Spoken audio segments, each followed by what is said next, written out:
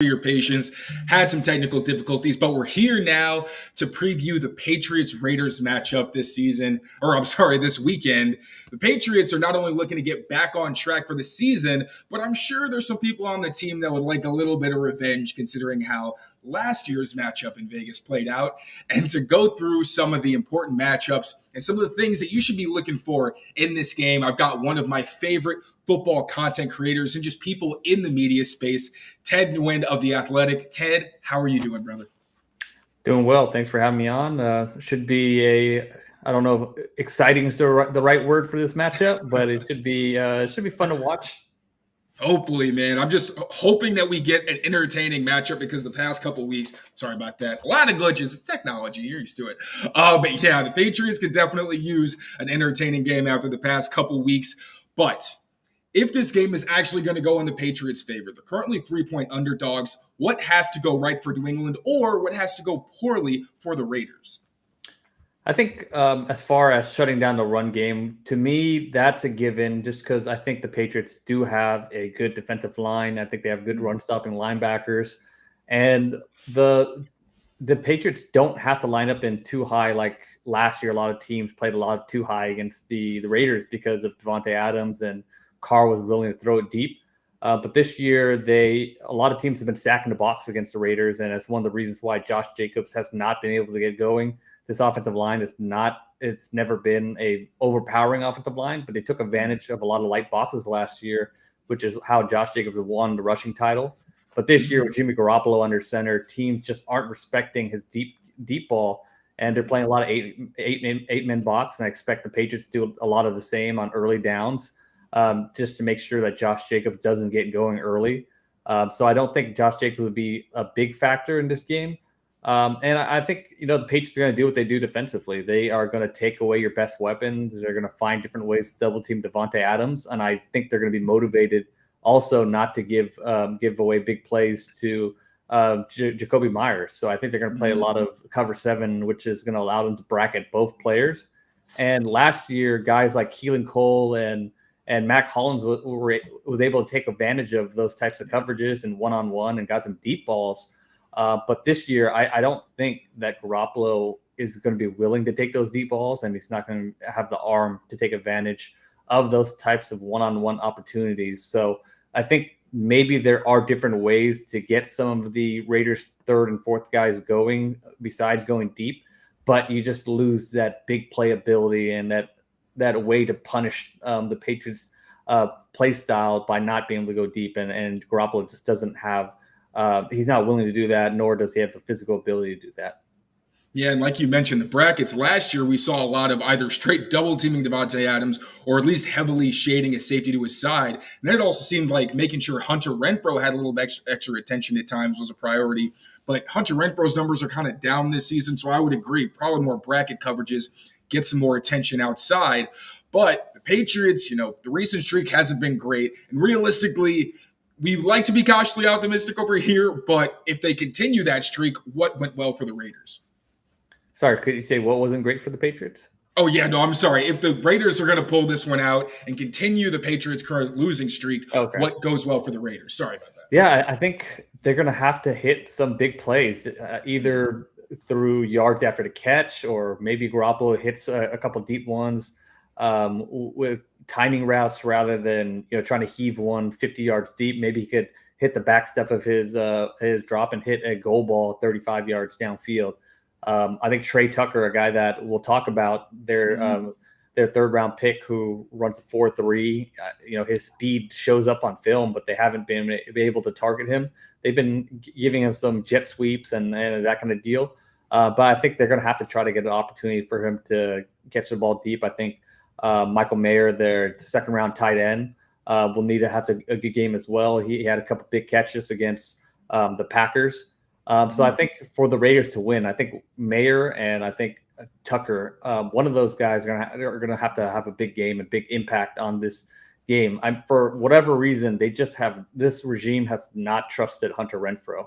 They haven't targeted him. They paid him a lot of money, but they just have not made it a point to get him the ball. So I think one of those rookies is going to have to step up on offensive side of the ball And defensively, obviously, Maxx Crosby is going to have to wreck the game. I mean, I think the Raiders have a better defense than people are giving them credit for. But I mean, it all is contingent on Maxx Crosby being as disruptive as he is. Right. When it comes to the big plays, if the Patriots were at full strength like they were earlier in the season, you kind of expect there's not going to be so many of those. But as we've seen in the past couple of weeks, there's been injuries, guys filling in like Sean Wade, and the pursuit angles and the tackling haven't been up to snuff. Doesn't help that the Patriots offense has been putting the defense out there for long stretches of time.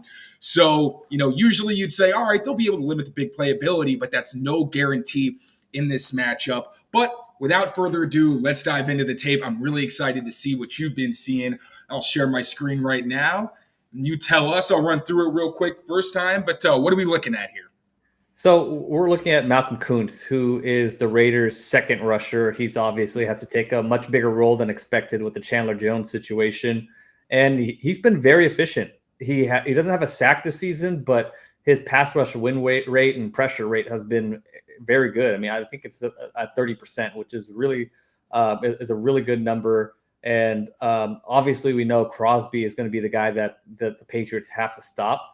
But I think Kuntz could have, if the Raiders win this game, I think he's going to have to make one or two key pressures and get a sack. And we're going to see him run a stunt here. I believe he even gets chipped here, but he's still able to get some interior pressure. And as we know, Jones has been really finicky in a pocket in the last few games. And and the Raiders don't have defensive tackles that are just straight up going to get interior pressure. So I think getting Kuntz on games and stunts like this, or Crosby on stunts and games like this, will be a big key in this matchup.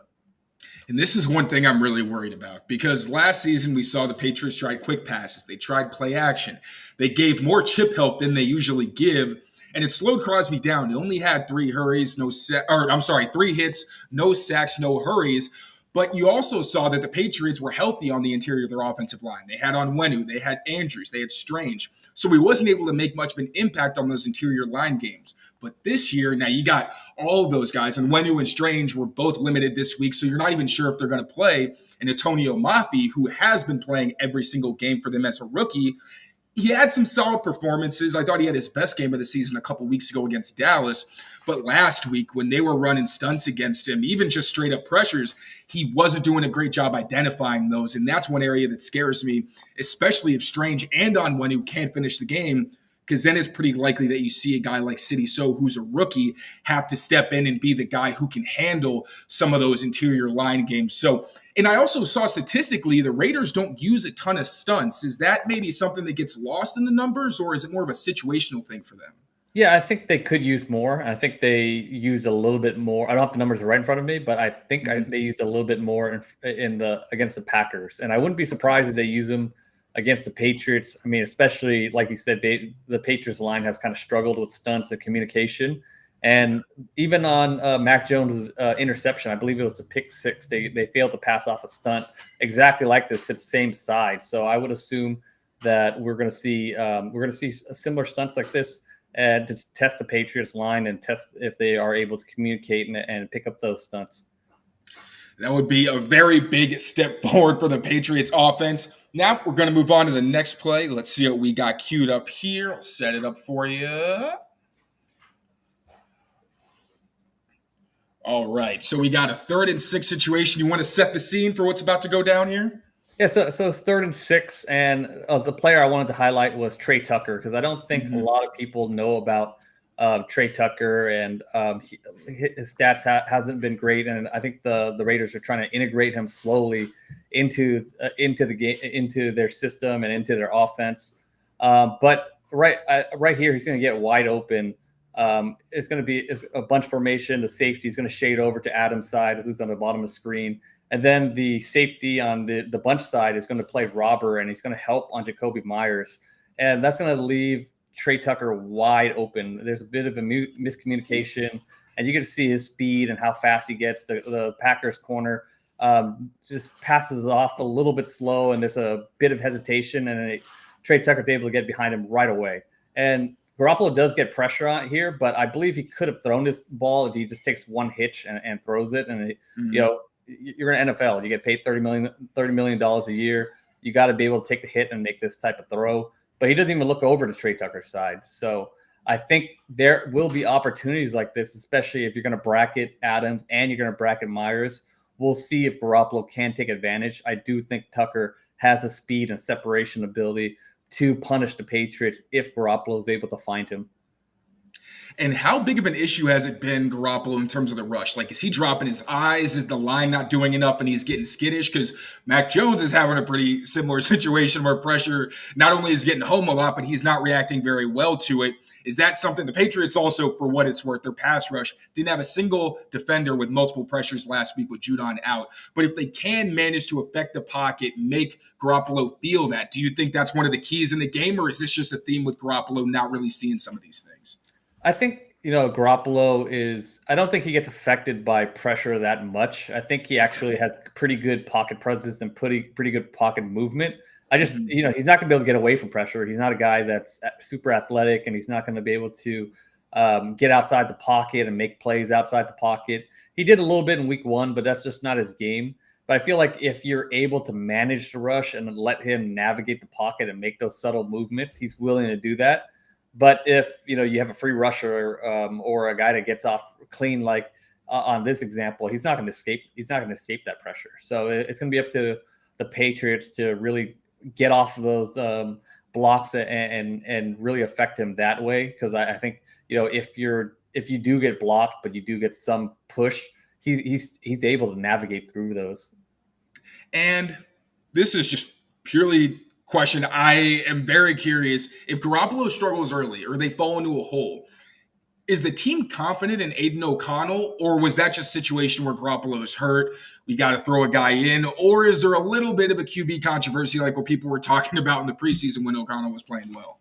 So it's a weird situation. So actually, Aiden O'Connell has been inactive every game except for that Chargers game because they believe that Brian Hoyer is the guy that they want to come in if Garoppolo gets hurt, because the backup quarterback doesn't get much practice time, and they trust Hoyer to come in without practice time and play more than Aiden O'Connell. So the reason why Aiden O'Connell started against the Chargers was because they felt good about giving him a full week's practice and getting him the necessary reps. I don't necessarily believe that. I think you should just roll with Aiden O'Connell, and I even think Aiden O'Connell should be playing over Garoppolo, honestly. But that's another story for another time. But Hoyer is going to be the main backup coming into this game unless they make a philosophical change. But Hoyer's been the main backup for every game that Garoppolo has been starting. Okay. Well, for right now, before we get to the next slip, we're going to head back to the defensive side of the ball. But, of course, we got to pay the bill. So, Amit, if you could, please and thank you, send it over to our friends at Factor. Or is it Fanduel? With the NFL season officially underway, it's been pretty tough finding time to cook for myself and my family, and even tougher making meals that both taste good and don't destroy my body. Thankfully, our friends at Factor provide ready-to-eat meal kits that are not only chef-prepared, but also dietitian-approved and delivered straight to your door. Now, I don't know about you, but I don't know any chefs or any dietitians, so this has been a huge help for me on a daily basis. These save me a ton of money. I don't have to go to the grocery store to get ingredients. And most importantly, they taste fantastic. Additionally, they save me a desperate trip to the nearest fast food place when I have completely forgotten to cook myself dinner. Head to factormeals.com/PatsDaily50 and use code PatsDaily50 to get 50% off. That's code PatsDaily50 at factormeals.com/PatsDaily50 to get 50% off. All right, diving back into the film, and on this play, we're going to be highlighting a player who has one of the cooler names I've ever seen in football. Break this one down for us. I'll share the screen right now. So this is Divine Diablo, and this is this was a Raiders rookie 2 years ago that converted from safety to linebacker. So he's got that athleticism, but he's also kind of learning the position. But he's played well. I thought he flashed his rookie year. His second year, he got hurt. And now I think he's making plays all over the field. He's sideline to sideline. He's very good in coverage. He definitely has to process inside run a little bit faster. And there, his tackling is hit or miss. He's going to go for that big hit, and he's made some really big hits this season. But I think coverage-wise, I think he's going to be a factor in this game. He's really good at taking away the middle of the field. Here you're going to see the Raiders are going to play Tampa 2, and he's going to run down the hole against rookie slot receiver Reed, and he kind of takes away the middle of the field there. You can see his speed and athleticism, and I think he's going to cover Ramondre Stevenson in times of this game too. And we know in the past that Ramondre Stevenson has been could be a big part of the pass game. So I think his athleticism on a second level is going to be one of the keys to this game. And you mentioned the run defense. So last year, the Patriots ran for 200 yards against the Raiders. If he struggles in that area, and I would like your perspective on how far the Raiders' defensive front has come since then. But do you think it's possible we see another big rushing game for the Patriots, or do you think the Raiders can kind of snuff them out this time around? I think the Raiders' run defense has been better. Crosby's so effective, and they have a couple of defensive tackles that are good. They eat up blocks. They're not like necessarily disruptive, or they're not going to get a bunch of TFLs, but they could eat up blocks, and they could keep blocks off of Diablo and Robert Spillane, who has been okay. So I don't think they're going to run for 200. And I think the Patriots run game just isn't as effective as it was last year as well. So I can't see them running for 200, but I mean, if they rush for 100 or over 100, they're going to win this game. I just don't think we're going to see much offense from both teams. But if the Patriots run for 100, I think they're probably going to score in that 14 to 20 range, and that might be enough to win this game. Hopefully, man. That's music to Patriots fans' ears. Before I let you out of here, I do have to ask you, do you have any kind of predictions for this game? Are you feeling it's going to go one way or another? What are you thinking for the matchup?